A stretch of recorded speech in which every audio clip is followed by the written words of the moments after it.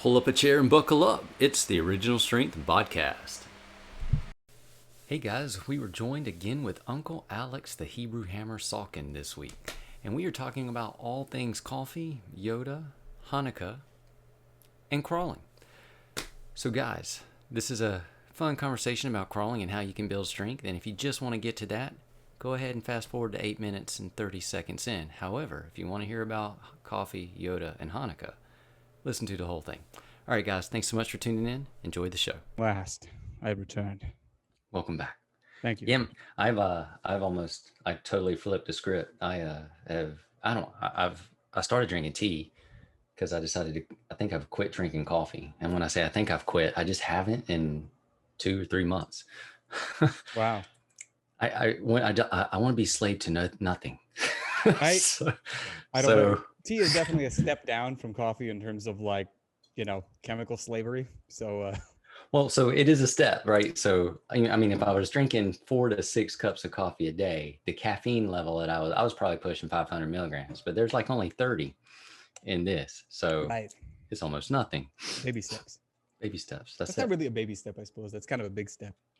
Well, it is for me because I've never been able to stomach or stand the taste of tea. I just can't. You need some coffee, man, because you're mixing up your words. And See, that's what I'm talking about. Three months down, now I'm finding new words. I'm finding words in backward sentences I've never been able to tap into before. A couple more months of this tea, you're gonna be like Yoda with all the backward sentences. On any given day, I actually do talk like Yoda. I'm the only one that understands it though. No, I would get it. I'm a fan of Yoda. No, it's I've heard a number of people say that, like, interestingly enough, it's after, and I don't mean to incriminate you, it's like after a certain age, people are like, yeah, I just don't want to drink all this coffee anymore. Like for me, I try to limit myself to how much I drink. So, because I don't want to get to that point, because I actually really enjoy the cup of Java, but I drink small amounts, like the Turkish coffee. So I'm not drinking like the drip coffee that most people would drink. And that's just like tons and tons of it. I could see getting sick of that. But then I never drink any after 12 o'clock because I'm like, that's the cutoff. See, so you approach it smarter than me. Now, I absolutely love the taste of coffee. So I don't mind going to Starbucks and getting a decaf, whatever. Sure. But I also, when I was drinking coffee, it was nothing to drink it at 2 or 3 or 4 in the afternoon. Yeah. I could see that being an issue. I mean, I used to do that periodically. Like when I lived in Israel, I would drink, like, I just had such a crazy schedule. I was thinking about it recently, like on average, like on a very average day, I would walk 4 miles because I had to go from place to place to teach my students. And it was like, yeah, it was not uncommon for me to walk 4 miles. And then toward the end of my time there, because I was doing all these other preparations to leave, I mean, it was like usually a minimum of 7 miles a day. So it's like all this walking, like, and I was still doing intermittent fasting too. I was doing the warrior diet pretty regularly. So it would be like 3 in the afternoon, like it's just a lot more physical activity than what most people would do. And I would be like totally dragging. So I found, I would drink maybe like 1 cup of coffee. I found that like instant coffee was good because it was weak enough where it wasn't necessarily going to ruin my sleep, but it was just strong enough to help me power through the next few hours. So this is sad, but I use instant decaf coffee to mix in with cocoa to make like a mocha. I'll do that almost any given day. That is what you call that, moco? Yeah, moco. Yeah. Moco no loco, because there's no caffeine. That's not a bad idea, actually. That doesn't sound crazy at all. I think that sounds like exactly what you need. Actually, I was just looking in my own cabinets. I've got like cocoa that my mom got me as like a when I moved into my then new place last year. I have a new place this year, but she bought me some cocoa as like a housewarming gift, and I just never even opened it. So I need to do that. So Mom, if you're listening, and I'm sure she's going to listen to this, as all good mothers do. Exactly. She'll be like, "Why haven't you drank it yet?" But I will. It is on the list of to-dos. But I'm probably not going to do the decaf coffee thing. I will do the cocoa thing. I understand. I don't blame you. So, did you have a good Hanukkah? I did. And I have to applaud you for your pronunciation of it. I don't know if you saw Smokey Robinson. Well, this is totally different. I have yet to post this, but Smokey Robinson did a cameo. You know what the cameo thing is? It's like you get like D and C list stars who like you can pay $300 for like 40 seconds of their time and they'll wish you a personalized, whatever. So these two sons got their dad like a Hanukkah greeting from Smokey Robinson. And but he pronounced it Chinooka.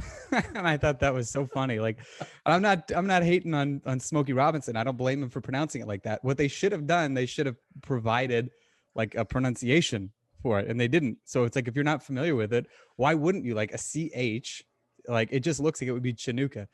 Yeah, I mean, then he ended up getting a lot of publicity out of that. So maybe it was a genius, marketing ploy.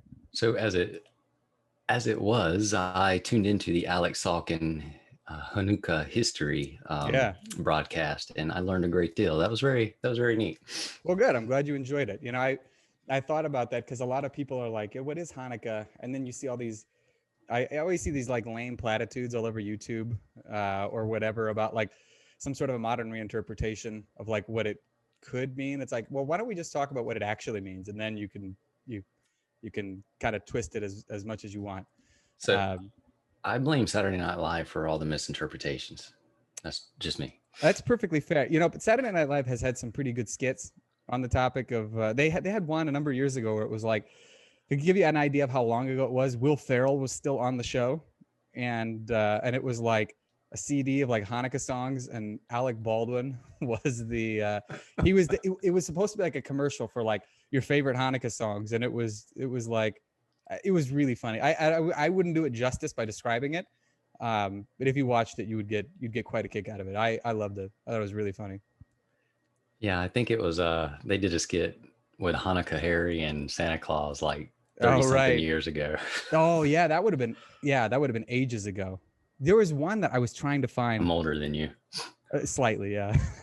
There was one I was trying to find from like, this had to have been like the late 90s, where Daryl Hammond was still on the show, and he would portray Donald Trump. This was like in the Apprentice era, and so what it was supposed to be was Donald Trump being asked to record a commercial for The Apprentice, to push the Apprentice, and it was like a holiday themed thing. So he was dressed up as Santa, and there were some great lines in there. He's like, "Be sure to tune in at like 6 Central, or you'll be chestnuts over an open fired," or something like that. And but there was a part of it, I swore there was a part of it, or maybe it was a different one that they did, where they're like, okay, well, now we want to do an alternative one where we're going to wish people a happy Hanukkah. And he's like, great, let's start rolling. And then he would call it like Chinooka and all these other things, and I could not find it anywhere on YouTube. It was so funny.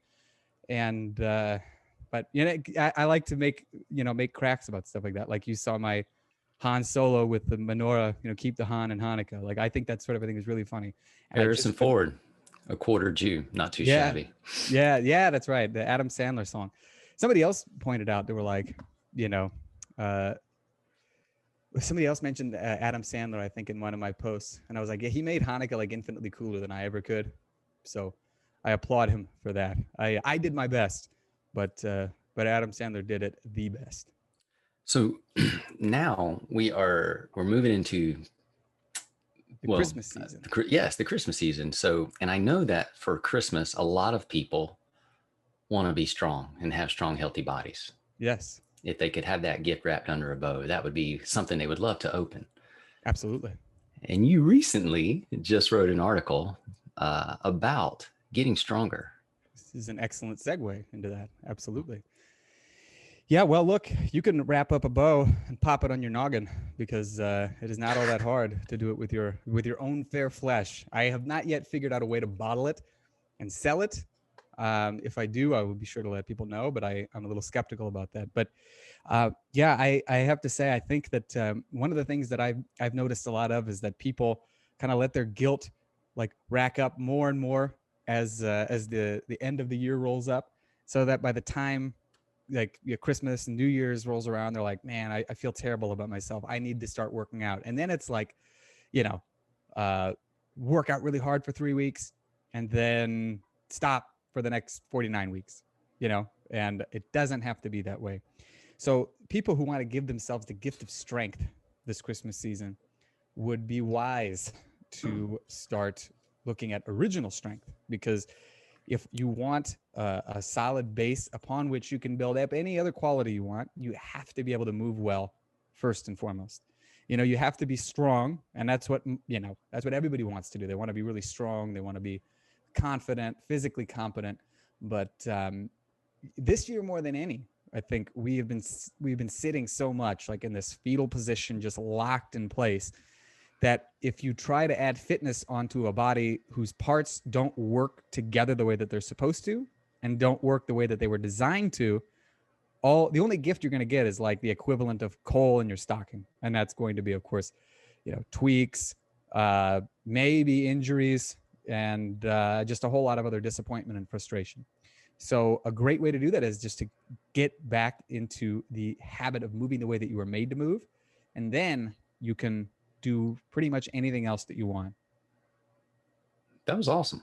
Thank you. So moving the way you were made to move, in your article, you kind of highlighted one specific way we were all designed to move, one movement or one pattern.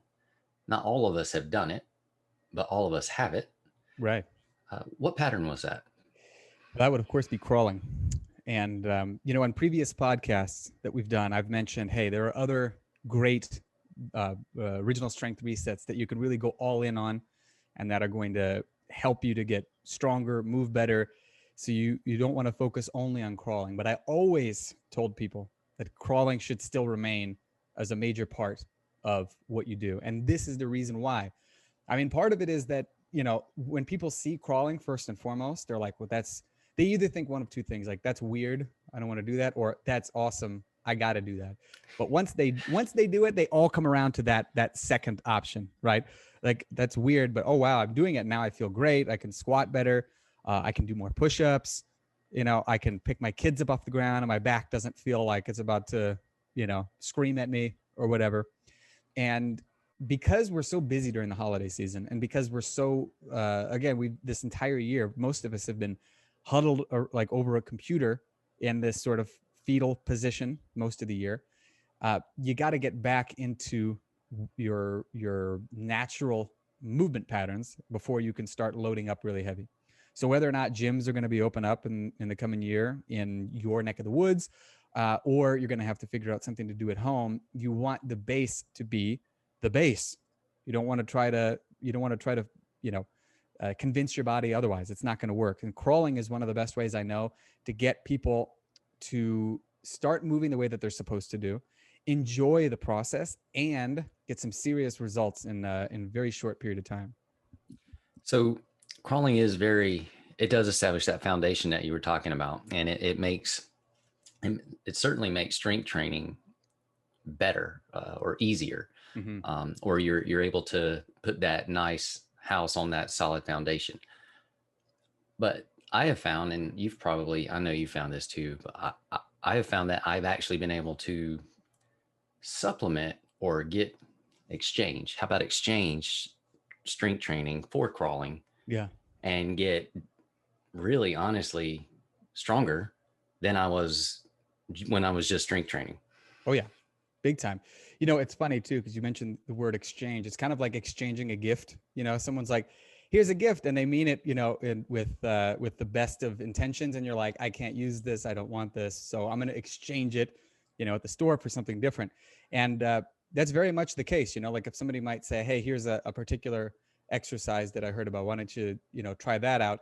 Well, you can probably gain on that exercise without even doing it if you move really well and you get all these roadblocks out of the way. And so a great example of that with crawling, for example, that I can say, this is a personal anecdote that I love to tell people and retell, is probably, this would have had to have been in like late 2012, early 2013.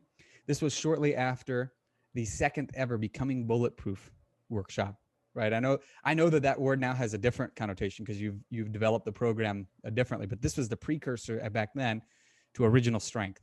And I remember it was you and Jeff were teaching it in Chicago, and I was let's say I was still a poor student. I think I had just graduated. No, yeah, it was just a few years prior. I just graduated college, and I was working as like a waiter.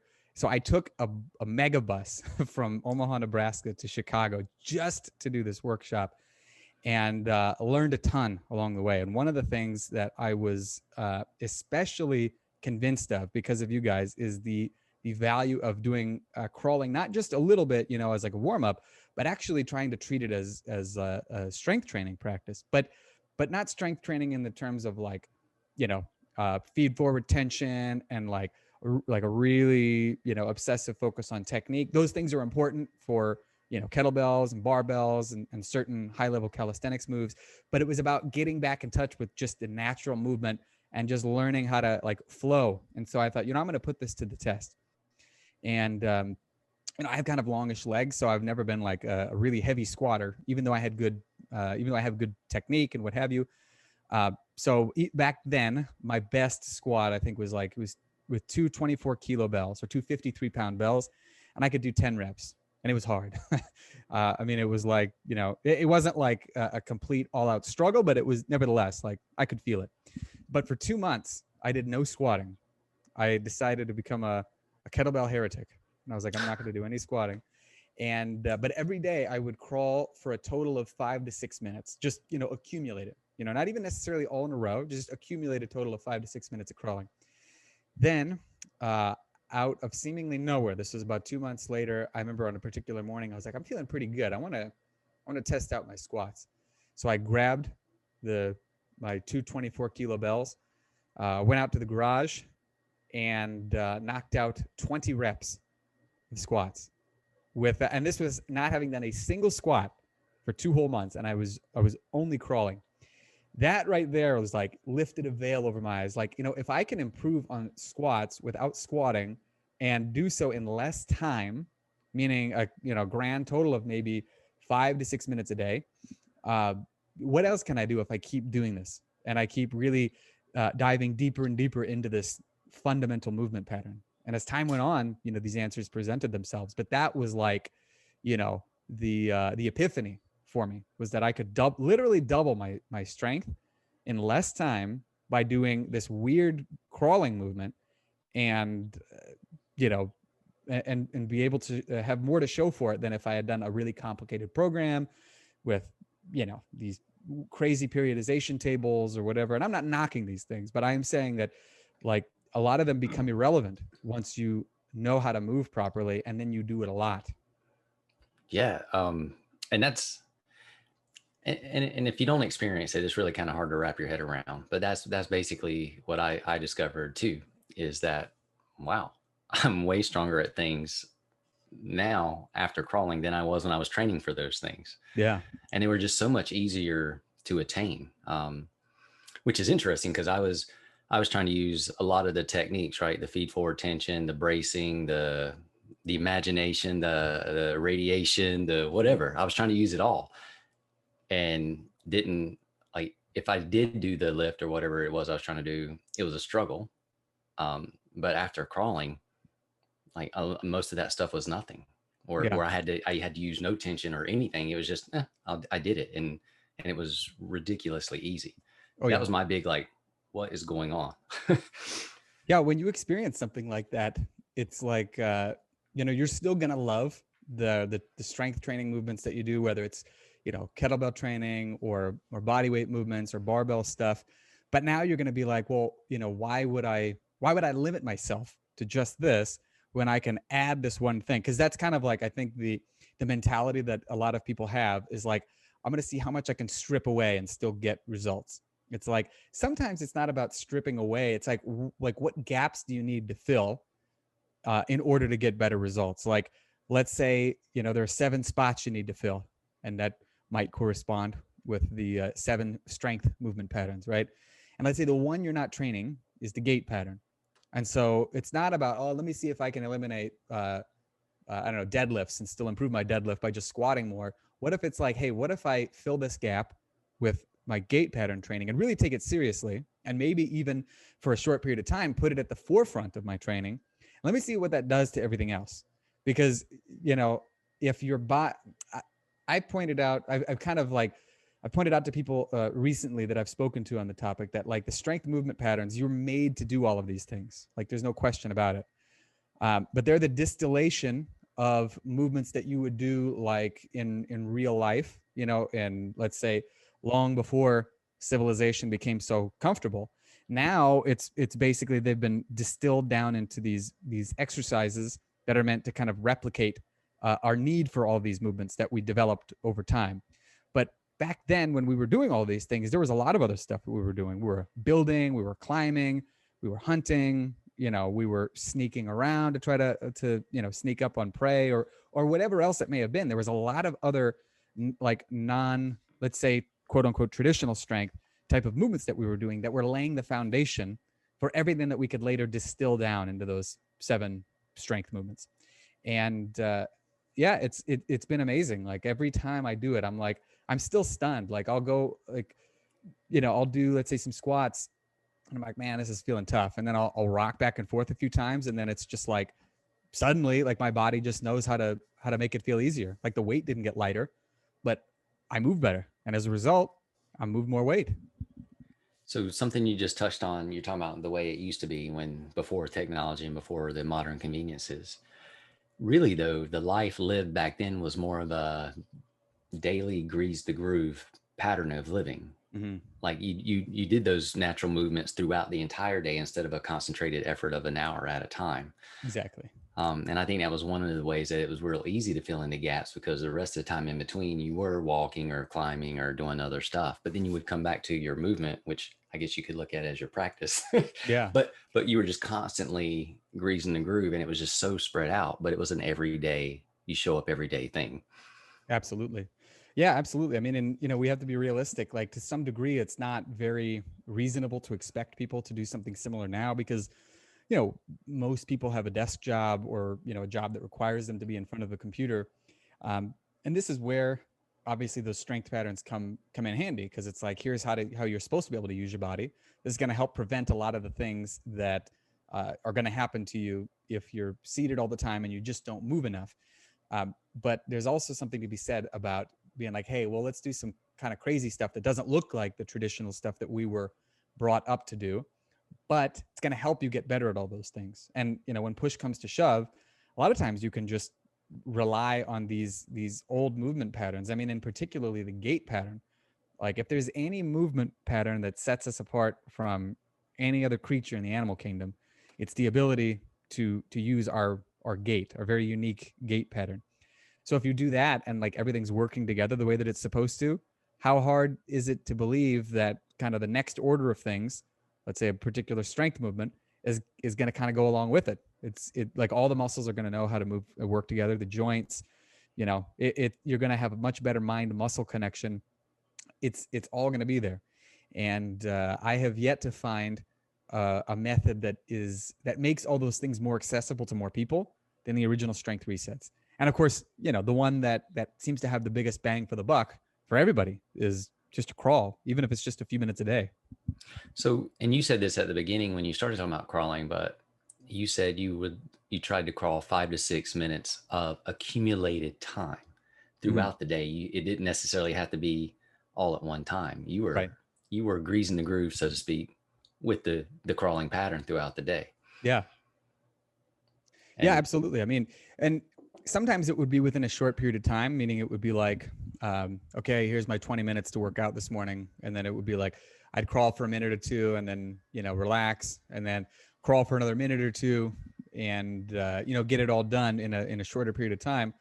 Other times it was exactly like that. It was like, you know, a little bit in the morning, maybe a little in the afternoon, a little bit in the evening.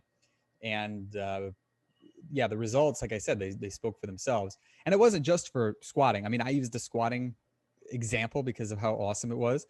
But I mean, I've experienced similar things with like overhead pressing. There's another gal, Karen Rossler, who had, she wasn't able to, this is an example of like crawling for helping other traditional strength movements.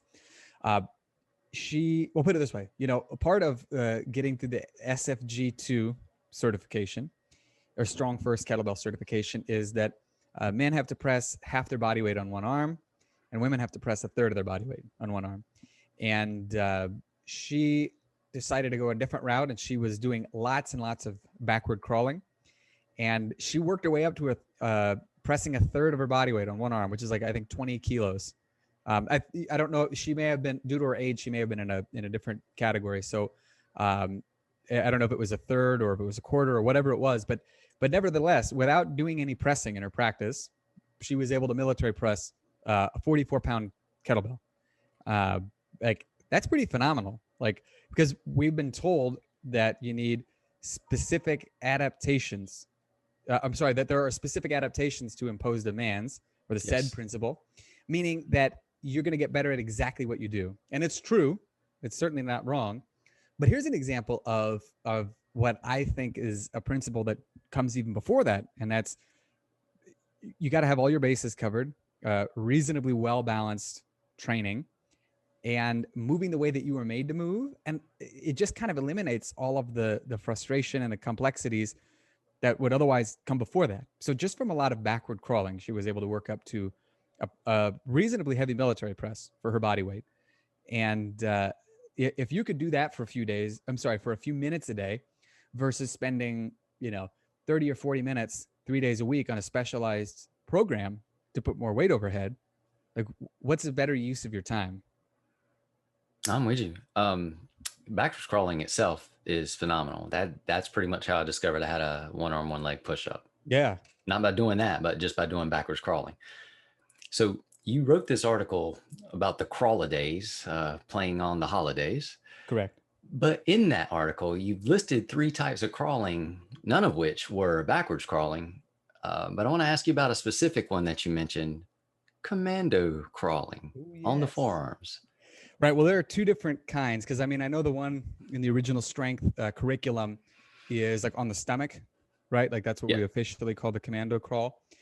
And there's another one. I try to draw a distinction so that people know the difference, because I think commando crawling is awesome, and I want people to do that. But the one that a lot of people are familiar with it because they've seen war movies. They see soldiers like crawling on the ground like that.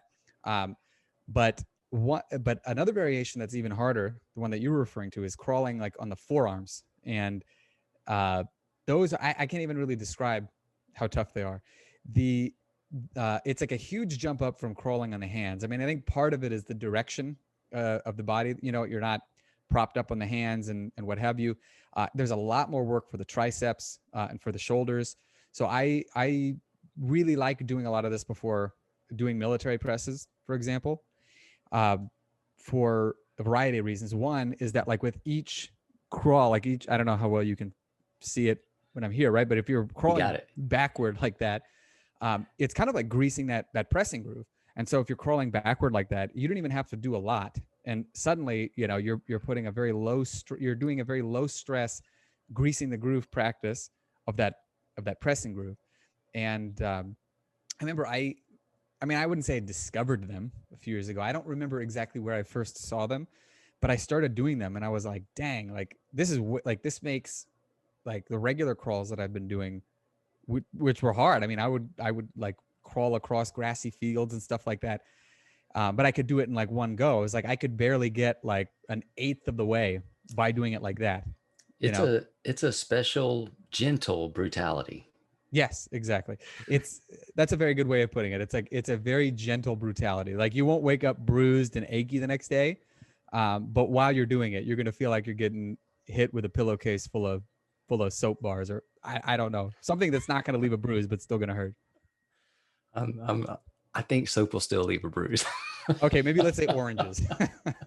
I think maybe that might be a better analogy. I'm not great at analogies this morning, but yeah, I was always stunned by it. Like, and the great thing about it too is, again, kind of going back to what we talked about earlier, with I almost called it the Crawliday season, with a holiday season in full swing. People don't have a lot of time to train. And, I don't think people should feel guilty about it, but a lot of people do, because it's like they've got family obligations. They've got to get final things done for work. They've got all these other preparations they got to do. They got to do shopping. And it's like, I think it's not a great approach to put your own self-care last just because other obligations come up. I think this is the time when you want to adjust your own expectations for your training, but you keep doing them. And so if you only have a few minutes to train and you want to get something that's going to be really high yield in terms of the bang you get for your buck, crawling in general is going to be huge. And one of the things you'll find is that you'll probably adapt pretty quickly. So if you're doing, the hand and knees crawl or leopard crawl or Spider-Man crawl, you'll find very quickly you can build up to like 2, 3, 4, 5 minutes in a row. So, but the interesting thing is that if you're doing crawls like what you were talking about, like, the forearm crawl, which is like a lot harder, you'd be amazed. You do like 2 to 3 cumulative minutes of that. And suddenly 4 or 5 minutes of like Spider-Man crawl, which might have otherwise left you feeling like you were just totally crushed, is not going to feel that hard anymore. So you will retain it, maybe even make improvements on it.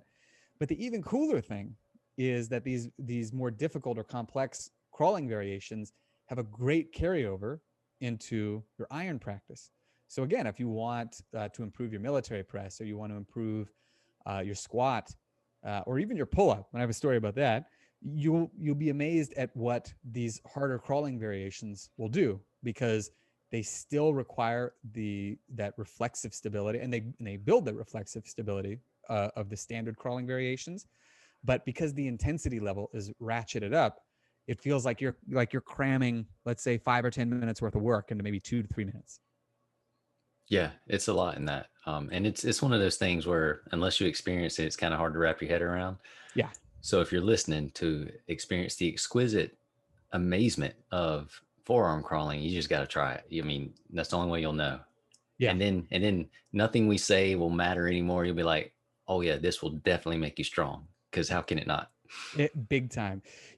On the topic of like crawling, just giving people all these like, seemingly crazy abilities, like you and I, we see it and we're like, yeah, that makes sense. Like we've just been doing it so long.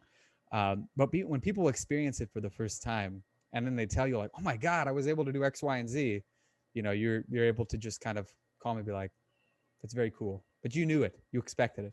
There was a gal who did, I did a program. It was a 30-day crawling program.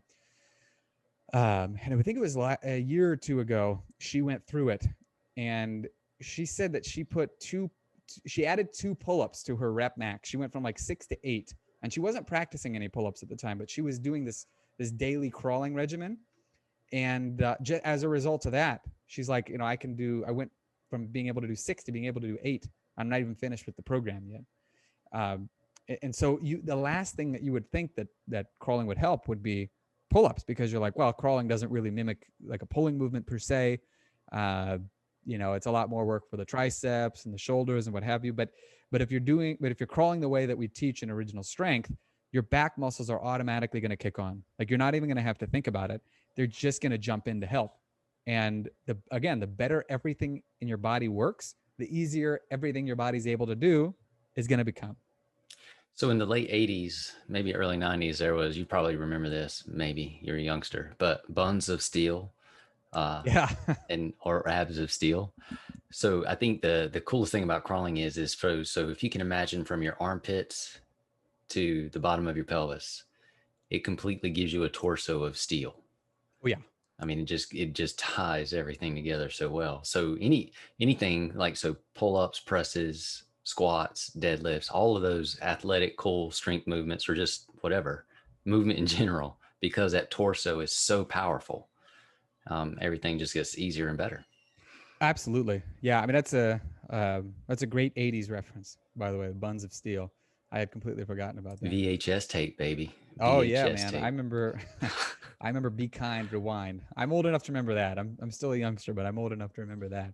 Well, it's because you didn't want the mafia to come after you from Blockbuster, so you had exactly. to rewind your tape. Bingo. Yeah. Like imagine it's like it takes them like 2 to 3 minutes to rewind the tape, and they'll still charge you like $5 for not having done it on your own. Yeah, no, it's something people forget about. I mean, I think a lot of people don't really know. I think people are still inclined to see their body as a collection of like Frankenstein parts that they have to train individually. There's nothing wrong with that, obviously, and there's a time and a place for it. But most people will get the most out of treating their body like a single unit before they start to do working on like individual parts, like the biceps and the triceps and what have you. But the crawling variations are great for that because of just how much muscle they hit, like you said. And going back to the forearm crawling too, if you do it for a few minutes, you start to realize what your lats and upper back muscles are supposed to be doing when you're doing these overhead movements, right? Like, so kind of going back to that the pressing groove pattern as you're doing it, you will be stunned by just how much the upper back is doing and how much the shoulder blades are getting in on it, so that everything else is moving like in unison, like in concert, let's say, to make this movement poetry happen. That's it.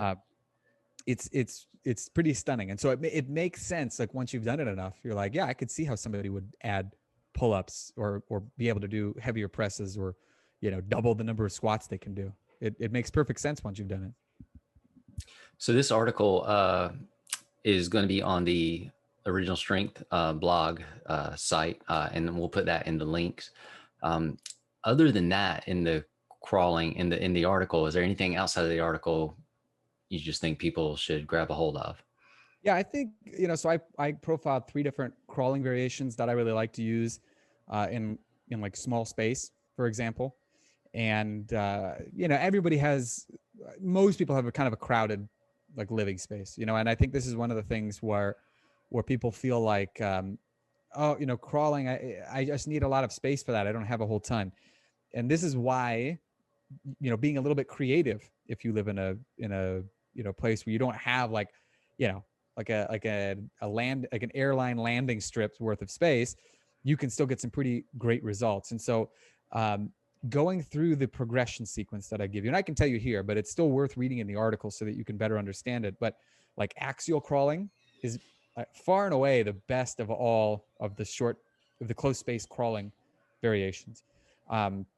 And it's not that much different from leopard and Spider-Man crawl. And so what I like about it is that when you have people do it, they can essentially they can make a smaller step forward toward these other more difficult ones, because changing the direction, but basically keeping everything else the same, like staying on your hands and feet, for instance, gives you a good enough improvement in like your let's call it in between strength with your crawling, because you're moving at an odd angle and in shapes you wouldn't normally do. So on the physical side of things, that comes in very handy, obviously, and it's going to make your standard crawling feel much easier. On the mental side of things, it's going to be huge, because you're going to be like, wow, like I really want to stop right now, but you're going to realize it's physically you don't have to. It's just I've crawled for 10 minutes and I've not gone anywhere. This is miserable. Yeah, there have been a few. I think I've only axial crawled 10 minutes like one time, because it really was miserable. And I don't want people to think, oh, it's miserable, I don't want to do it. You will love doing it, because you're going to be like, I can't believe how much work I got done without moving, without having to pick up a piece of equipment. Like all you need is a very small amount of space on the floor. And yeah, you'll be stunned by how much you'll get done. Yeah, like I said, just going back and forth in a circle is remarkably difficult. Then the sideways crawling, and particularly with like straight legs. So you're kind of in a push-up position, but the difference is you're not trying to be really braced or tight or anything like that. You're staying nice and relaxed, and then you just move from side to side. Again, something you can do in a short space. You will feel muscles that you did not know that you had. Maybe you were acquainted with them with axial crawls, but now you're going to be on like a first name basis with them, because like you're going to be muscles in like your hips and your midsection and your legs and your shoulders that are going to be like on fire after just a few short minutes of doing them. Yeah, it's no joke.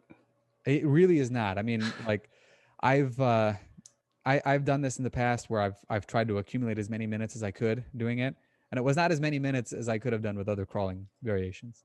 That one was the hardest one for me to overcome. I don't know why. Maybe it was because the stroke was shorter and it took more steps in the time or the distance, but that one mentally was the hardest one for me to get over. Yeah, I used to as in like up to a few weeks ago, at the place I was living at previously. I had like kind of like a little route that I would go, like from my living room to my dining room, and and I would go, let's say leopard crawl forward, leopard crawl backward, and then I would sideways crawl with the knees bent forward, backward, and then I would go Spider-Man crawl forward and backward, and then I would go just from like one end of my living room to the other end with the sideways crawls, and it was like I would dread them because it was just so much. It just felt like so much more work. Yes. It's hard to explain. But the great thing about that is, if we think about going back to kind of filling gaps in our training, we think about the major strength movements that we do. A lot of it is basically forward and backward, up and down. So, and that's good. You need that. But the minute you start moving at different angles and you start moving in circles, like with the axial crawl or side to side, it's like the whole game changes. And it's great because these are things that you need in order to be really resilient. Like if you're only if you think about like taking a credit card and bending it in the middle, forward and backward repeatedly, eventually it kind of starts to get a little brittle. It gets a little bit, a lot less resilient. But if you're changing the area that you're bending it in, it's like the card is not going to be any worse for the wear. So the good thing about crawling is that it is going to allow you to start hitting all these different angles while getting reacquainted with the single most fundamental movement pattern of all time, your gait pattern. And at the end of it, you're not going to feel completely worn out. I mean, mentally and physically, you will definitely you will be able to tell that you've got in a hard workout, but you're not going to be, down for the count. There's not going to be like, I'm going to need to take the next 5 days off because I'm just so annihilated. And probably the coolest thing is that there's some nice athletic benefit to that. Like going side to side is one of those things that you need to be able to do as an athlete, but we don't really do it in strength training because you don't need to go side to side for squat or for swings or push-ups or anything like that.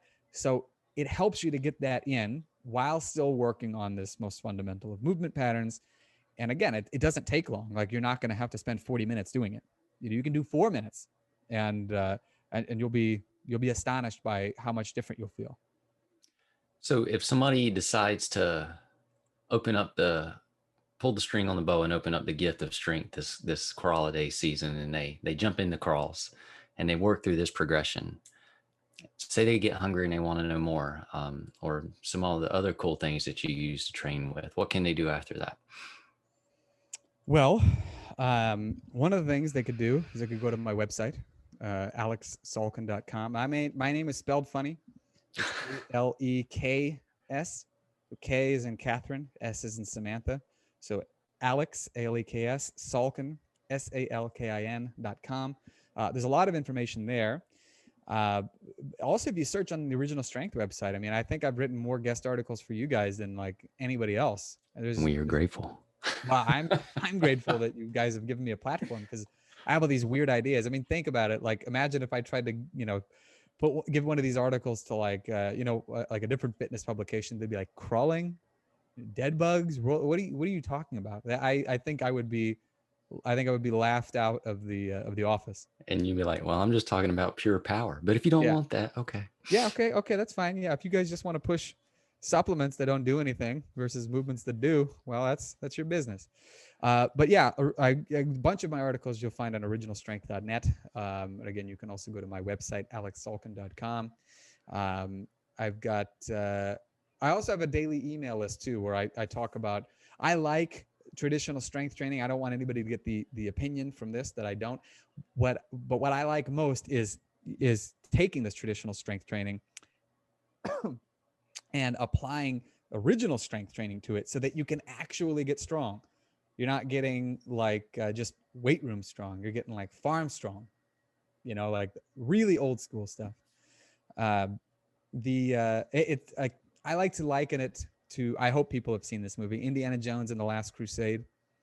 You remember the scene in the end where there's that Knight Templar who, after Indiana Jones picks the right cup, he says, "You've chosen wisely." Yes. You have chosen wisely. Well, but then he tells him, people forget this part, that the Grail can't pass beyond the Great Seals. Meaning, if you want to retain your immortality that you've just gained by drinking from the Holy Grail, you basically have to stay stuck here like he is. So it's like, if you think of your strength as the same way, do you want your strength to only be good in the gym or only be good in your home's Courage Corner with the very calibrated weights that you've purchased specially from a company? Or do you want that strength to be applicable to having to move a heavy piece of furniture, or pick up your kid when he fell off his bike and skinned his knee and be able to carry both home without throwing your back out, right? Or schooling your kids on the basketball court, or keeping up with them while you're flying down a hill on your toboggan or sled or whatever. Your strength should go beyond your home's exercise area or your gym's weight room. It should be something that you can carry with you everywhere. And if you regain and retain your original strength, you will be able to carry it with you anywhere. And on that most powerful analogy I believe I've ever heard, taking your strength across the threshold of life. That's right. I think we should end it there. Yeah, I don't think we could. Yeah, I don't think we could improve on that. It can only go downhill from here. Hey man, thanks so much for being on the show. This has been great. Thank you for having me on. I wish you a very Merry Christmas, and all of the listeners, I wish you a Merry Christmas as well, and a Happy Crawlidays. Happy Crawlidays, everyone. Take care. Thanks for listening, everyone. Have a great weekend.